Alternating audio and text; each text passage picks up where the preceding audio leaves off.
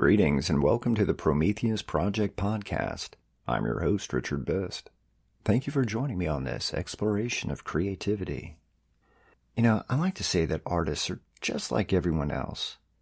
We each have our ups and downs, our good days and bad days, productive days and wasted days. It's the nature of being human.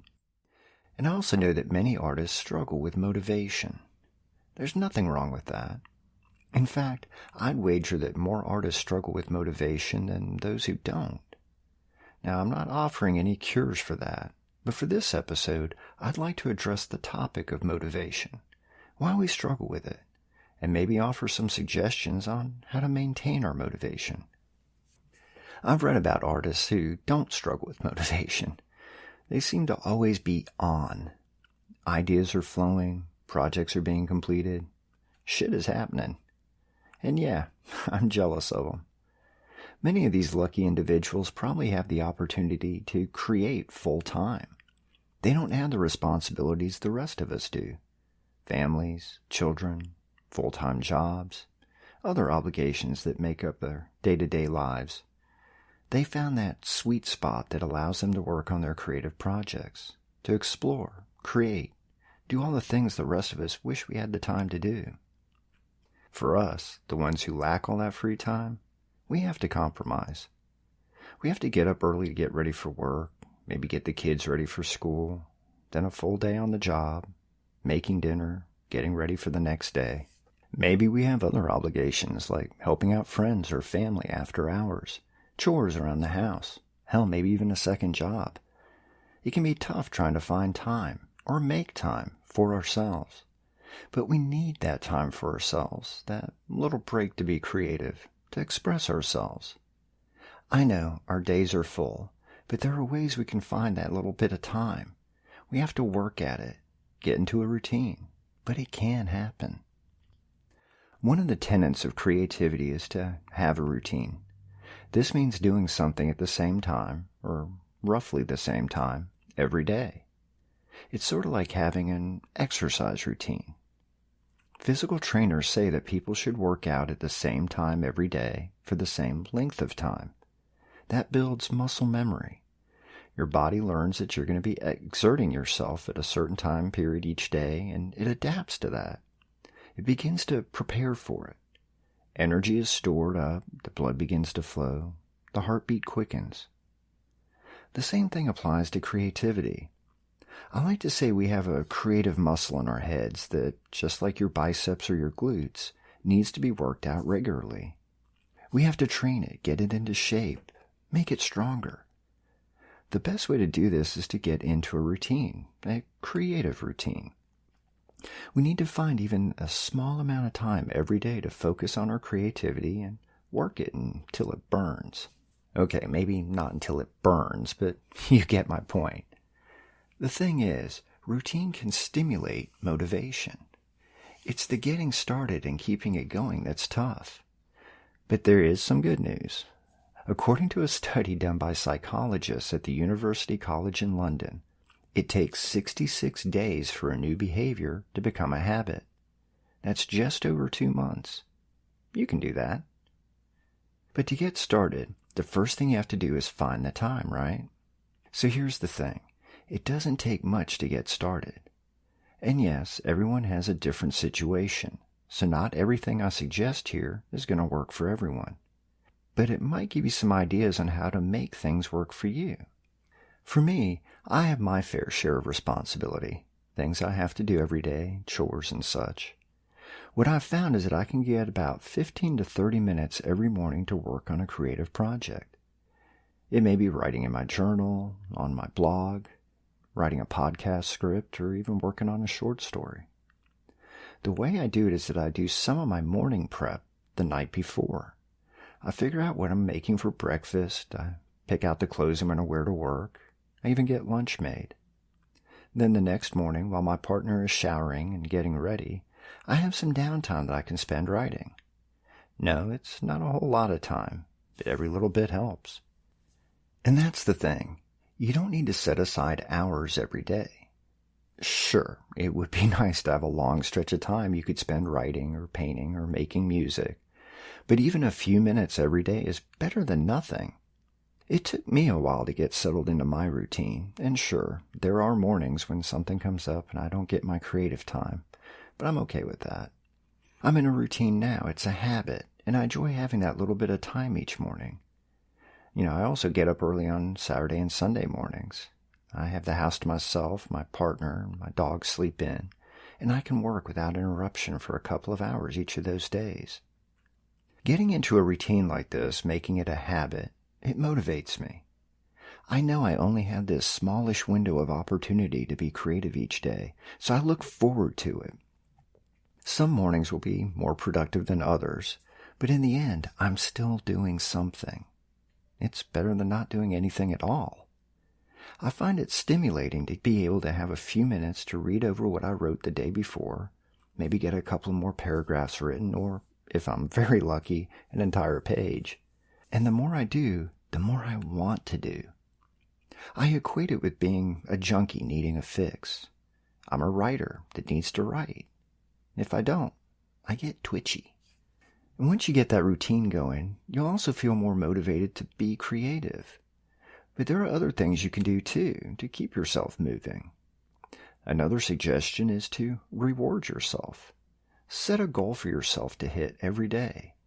If you're a writer, set a goal of, 100 words, 500 words, 1,000 words, whatever you have time for. If you're a painter, then set a specific amount of work that is supposed to get done on the painting. Or if you're a musician, then a specific amount of a song should be written. Or you need to learn 3 new chords every day. It doesn't matter what your creative medium is. You can find a way to set a goal and make it achievable. Don't tell yourself you're going to write 1 chapter a day when you only have 30 minutes every evening to write. You'll never hit it. And the reward should be something small but worthwhile.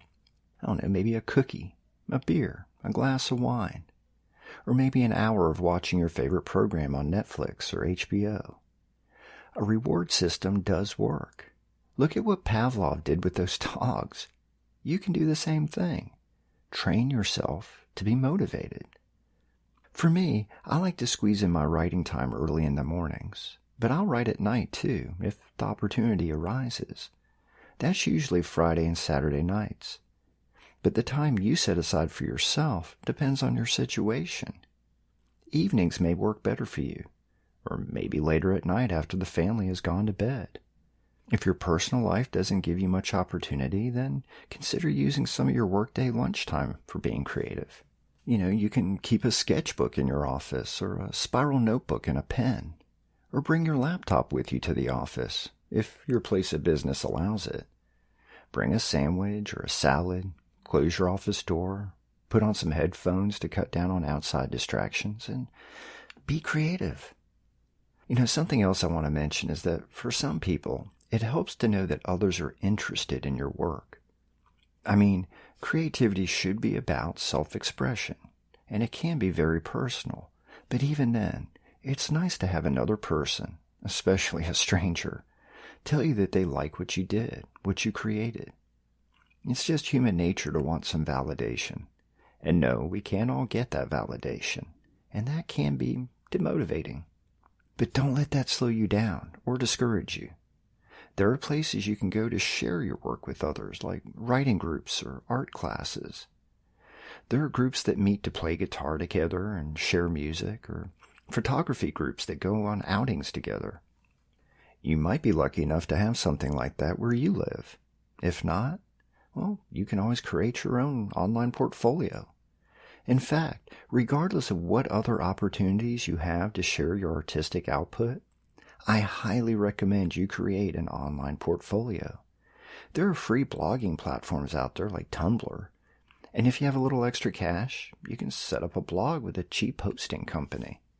Once you get a site set up, you can post samples of your writing, your paintings, your photography, your music, video clips, any other bits and pieces you've created. This doesn't guarantee that you'll get a lot of visitors, but getting your work on display will help to motivate you. You have a forum for your work, a place to show off, to humble brag. That's a good thing. The thing about motivation is that it's different for everyone. What motivates one artist is not necessarily going to motivate another. But I think that getting some time set aside every day to create, to make it a routine, to have a place to display your work, it all comes together to get you moving in a positive direction.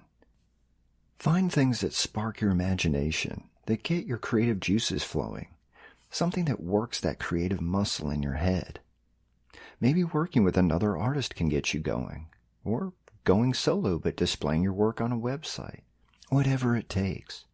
Find what works for you and stick with it. You've got this. Now for this week's closeout, think about something you love. It could be your partner, your family, a friend, a pet, maybe a book or a movie. It doesn't matter if it's a person, a place, or a thing.